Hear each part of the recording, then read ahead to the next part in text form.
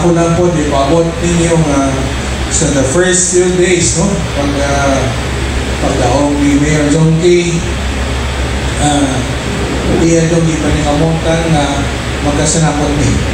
Okay, ang resulta sa pililing ay unong sa konsehal sa akong partido, ang partido ni Mayor Jonas, unong may kabok na daw, nagtupod sa partido ni Mayor Jongki, unong po konsehal daw sa natunga. Pero malipayon kami kay ang atong mayor, si Mayor Jongki, ni-list out na magsinapot magsinapot na instead of the usual na position na atong isuggest na atong mga coalition. So, ang timaila niya na nabuhat na siya ng tumong ang atong niyaging inaugural session. So, pag-inaugural session, atong giaprobahan na ang tanan komitiba sa konseho. Tanan jud konsehal doon na jud chairman no. Dili ingon nga opposition do wa jud kay konsehal. O para sa piguro sa uban mga lugar. Pero isabot do na mo wa jud mabilin. Ang konsehal nila, ang konsehal namo doon na jud komitiba ang kuptan. O gani ang komitiba naglangkob, di lang kay sila di lang kay sa mua, kundi puyo ka.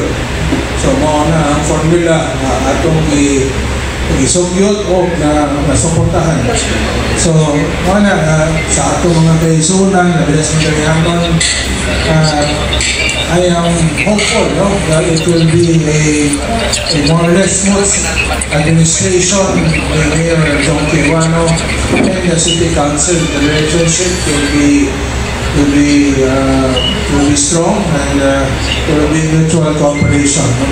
Kay nagkong kayo ng programa karon na i-anay sa atong ngayon, laog labi na pili pag-usap atong mga resista si Lollipop, no? Dizon. Duha doon ka major na projects na ipa-implementa karon terminuha ang pagtungkol sa permanent na campus sa Mandaue City College.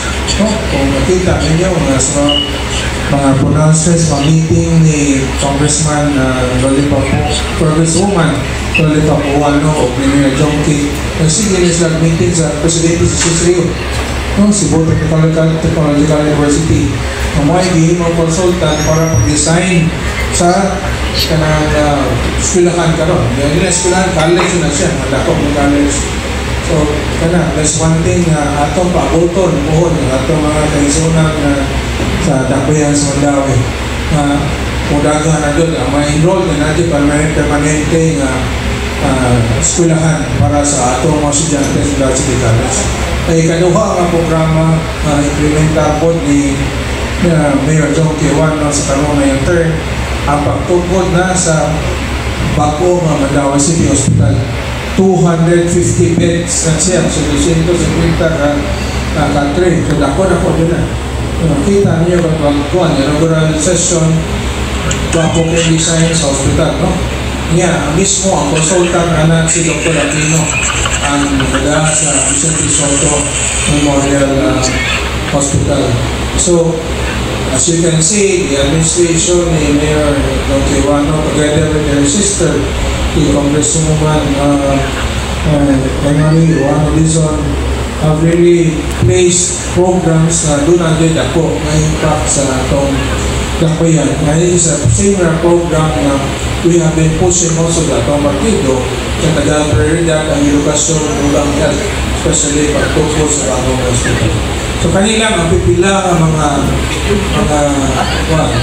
programa na atong ipakot, no? Sa atong mga kaisunan sa Dakbayan sa Mandaue.